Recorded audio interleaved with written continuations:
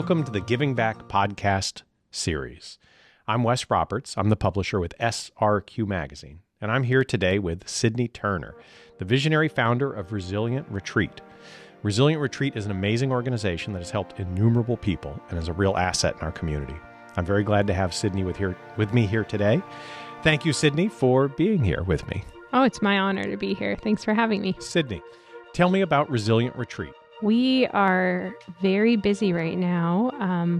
Our number of people that we've served have exploded from a couple hundred a year to thousands a year. Could you explain the specific services so that someone unfamiliar with the work of the retreat will understand it?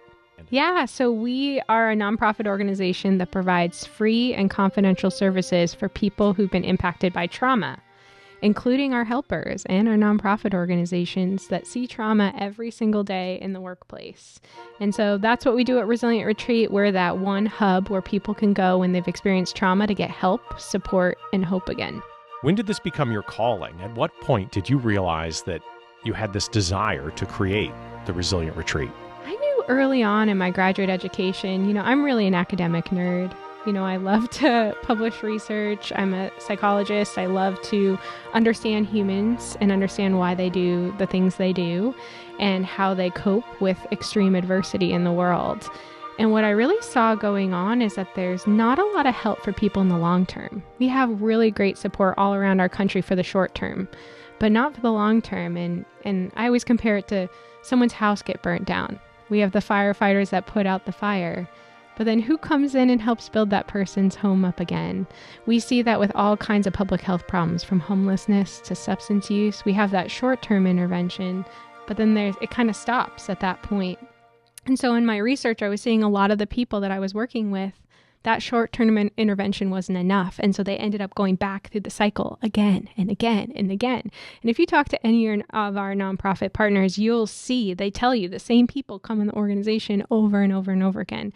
So I wanted to create a place where people could go to get that long-term support to not just survive what they've gone through, but actually thrive and become who they're meant to be in society and who, bring out the best in people. When it comes to mental health, a lot of people are very uncomfortable talking about it. People are uncomfortable admitting how much trauma has affected them. They don't want to be a burden.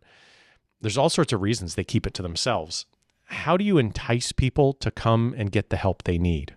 Yeah, a lot of the people get referred through nonprofit organizations. They hear about it through our website. I'm really surprised. We have people from all over the world that reach out to us. I'm like, how did you hear about us? And Google is an amazing thing. People find us from everywhere. What strategies does Resilient Retreat use to make individuals feel comfortable seeking help for their trauma? I think the key is making it that they control the journey, not us. And that's very different from how many of our mental health services work around the country. It's, I'm the expert and you're the client, and let me tell you all the things you need to do.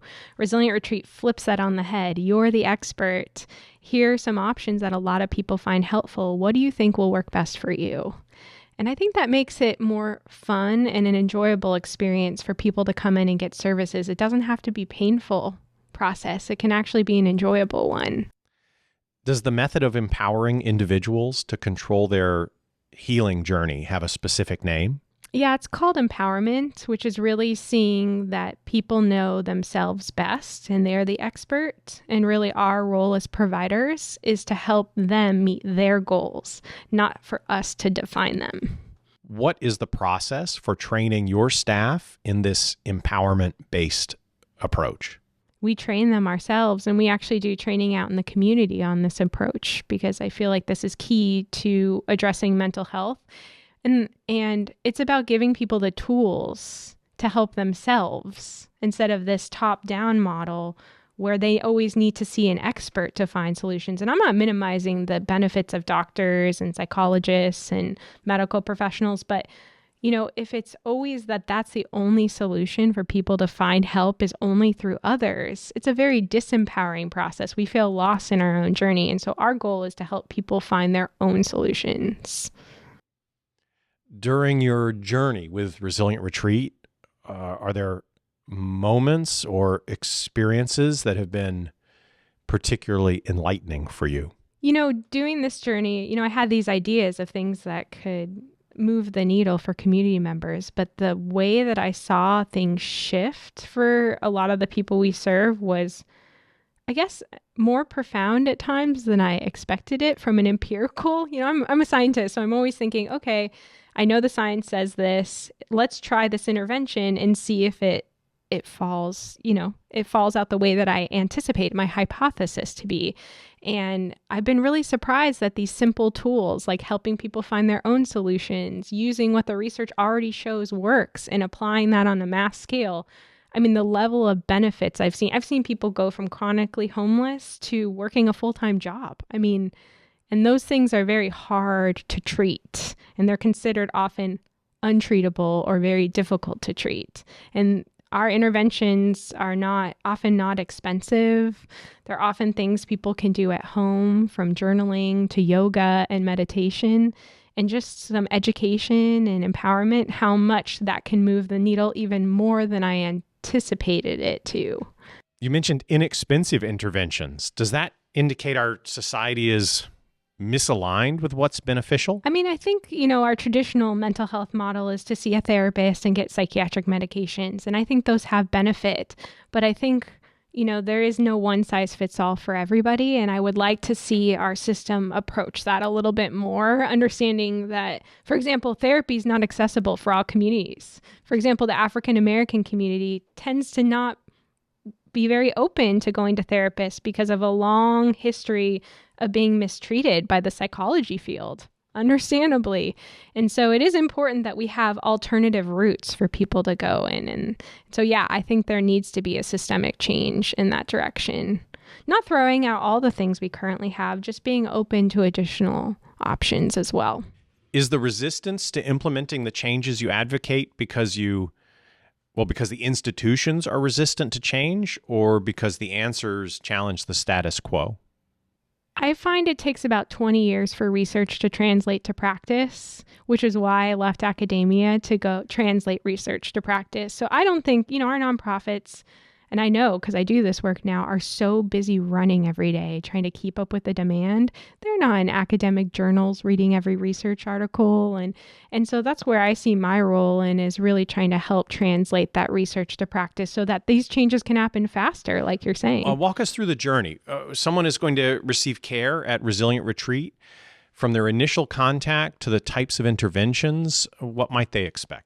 Yeah, so they come in the door. We do a brief screening with them just to make sure they're in a safe place. We're not a crisis center. So, if they're actively suicidal or trying to hurt other people, we're not that place. We're that after the immediate crisis place. So we kind of assess that first.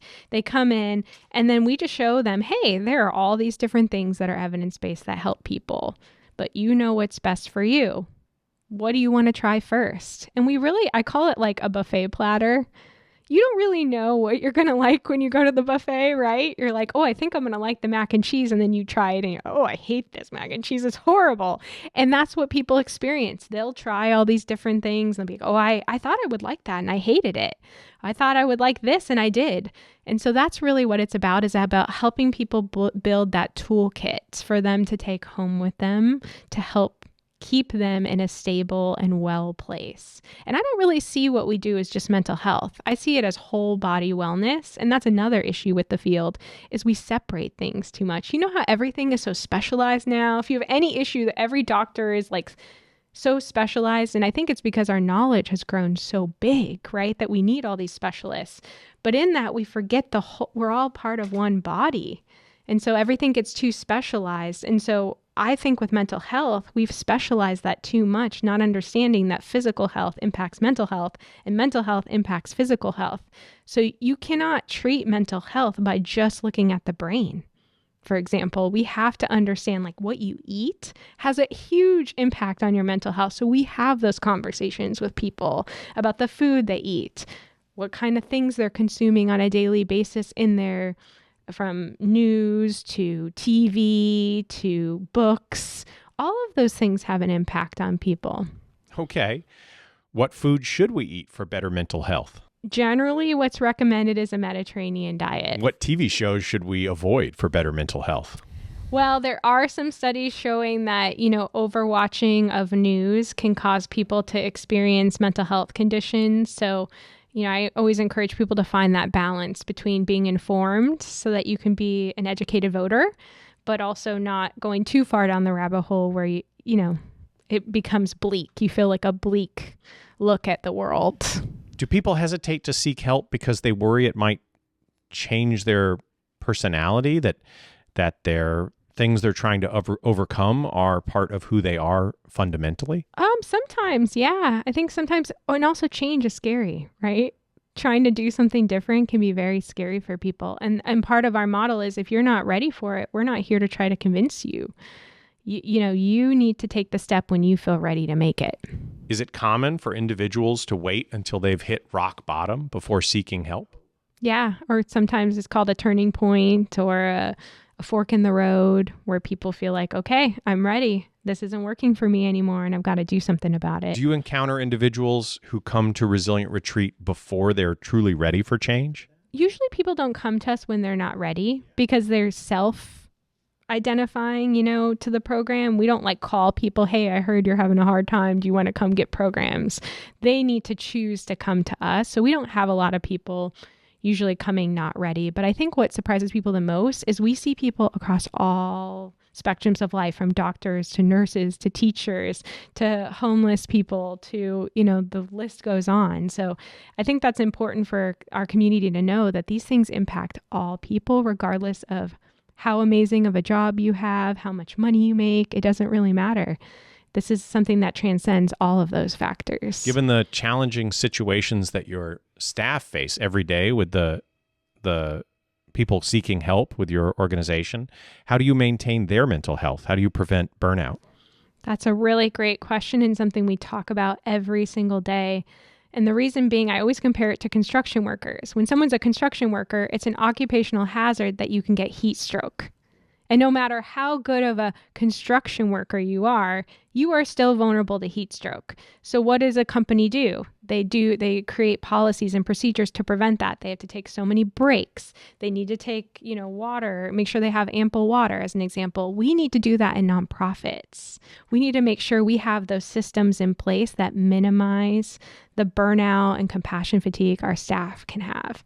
So what do we do as an organization? We have a 4-day work week. That's something that we implemented so that our staff have more time to recharge, because we see really hard stuff. I mean, we see people that are trying to kill themselves and struggling with all kinds of really tragic situations. So having that 4-day work week is helpful, flexible schedule, work from home when they need to. All those things are really important, and a wellness program built in to our entire model to take care of our staff as well. How do you ensure the financial stability of Resilient Retreat so you can continue providing assistance?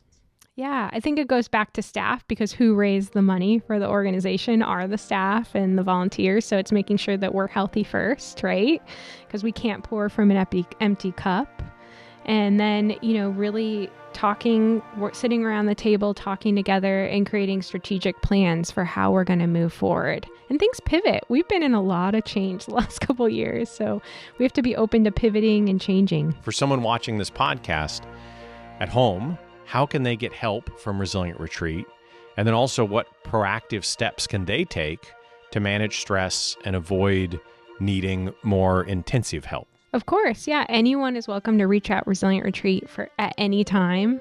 And we have a kind line number where people can call to just get kind, supportive, listening ear. And that number is 941-343-0039. Or they can go to resilientretreat.org and easily connect with one of our staff members. And then what was your other question? What can they do at home to manage stress?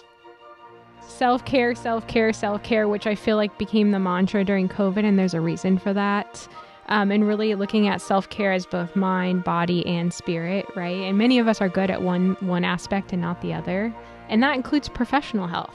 How often are you on emails? Are you checking your emails 24 hours a day? Are you waking up first thing in the morning and looking at your emails and thinking about ways that you can add, less stress and more self-care in your life? And I think that's really important, because the ripple effects of this pandemic, we're going to continue to feel for a little while. And so it's kind of like taking extra good care of ourselves right now is even more important. Thank you. Thank you very much. It has been a pleasure to have you on the SRQ Gives Back podcast. I've enjoyed the conversation. Yeah, really interesting conversation. You're welcome to return anytime. Thank you so much.